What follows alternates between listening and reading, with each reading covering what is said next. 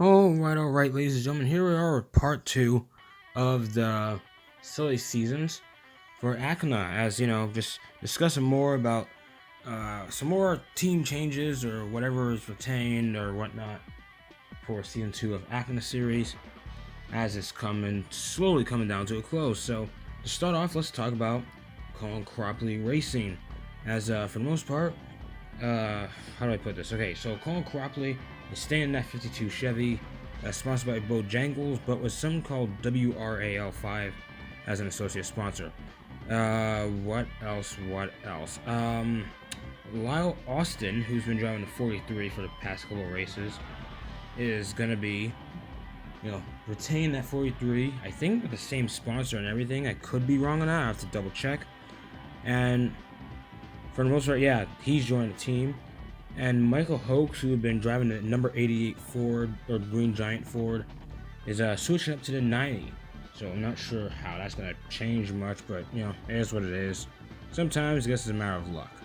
Now, let's talk about Bay State Motorsports. As they are a four-car operation.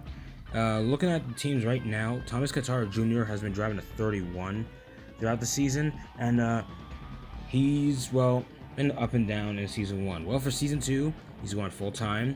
I mean, he's been running full time anyway, but he's running full time next season, keeping the same sponsors and everything.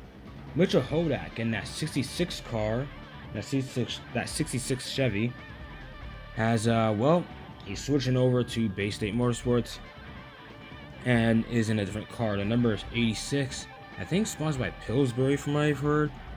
And about the 66 car, we'll get to that in a minute. It's somewhat relevant. And Martin Stone and the 70 of Martin Stone and the 99 of Kyle Keller. No, sorry. The 70 of Martin Stone and the 99 of Chris Fortin are basically staying the same for the most part. So, not too much different for Bay State Motorsports.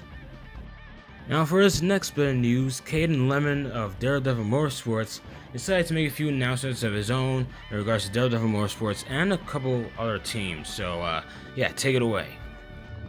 Thank you. Starting off, we have news out of the Reds Ritz Racers team. They will be expanding to a two-car operation with the number 81 of Jimmy Osborne. Jimmy has always been a big fan of sports car racing and has recently tried go-karts and enjoyed it. He unfortunately cannot go to Le Mans, which is his dream, but he can stay right here in the States and drive with these idiots in ACNA. One of the biggest standout performers this season was Kyle Weatherman, who was supposed to be on a part-time schedule.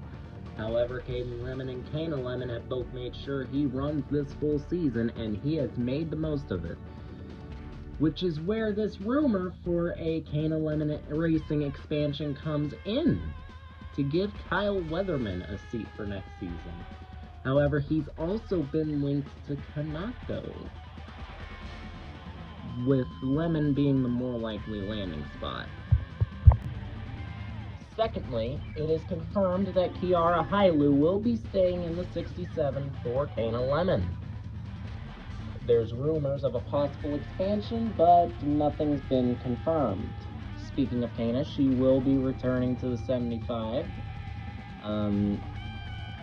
Basically, all of DDM has stayed locked where they are, except for Tony Breidinger. There is a rumor going around that Tony and Yui Ito could swap due to manufacturer politics. So another team to note is that Shifty Racing is keeping the 50. I think the lineup's about the same from what I've heard, with probably a few new additions. Basically going to be part-time throughout. Not sure if the 50 entry is going to be running all the races. I don't know yet. But another thing that's interesting is that the 24 is sticking around. Austin Aganoski, I guess, having another crack at it in season 2, except he's staying out west apparently. Yeah, apparently Austin's just gonna only race in the tracks that are out west on the schedule. The schedule isn't released yet, so we don't know how many that would be. But that'll be interesting to say the least. And if it's not Austin Aganoski, it's Corey Day in the 24. I think he's gonna have HendrickCars.com sponsoring him. throughout his efforts for season 2. Another crazy thing to mention on a certain team is Casey Waller Racing, which you only saw a bit of, sort of, in that 55 with Quinn Houff behind the wheel.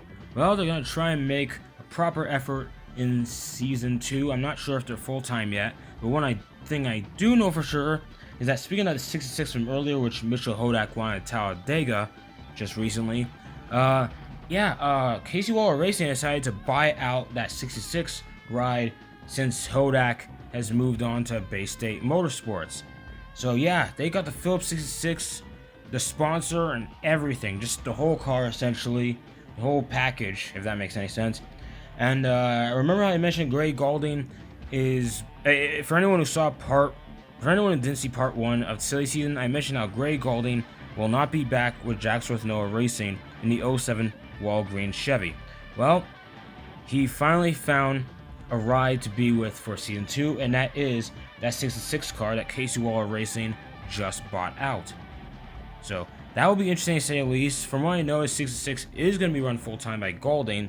Whether the 55 of Houff is going to be running full-time, I don't know yet. I hope, but who knows.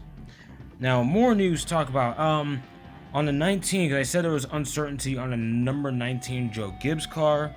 So apparently the news on that is that, Connor Mozak actually is officially out of the 19. And in this place is Justin Bonsignor of NASCAR, of Wheel Modified fame.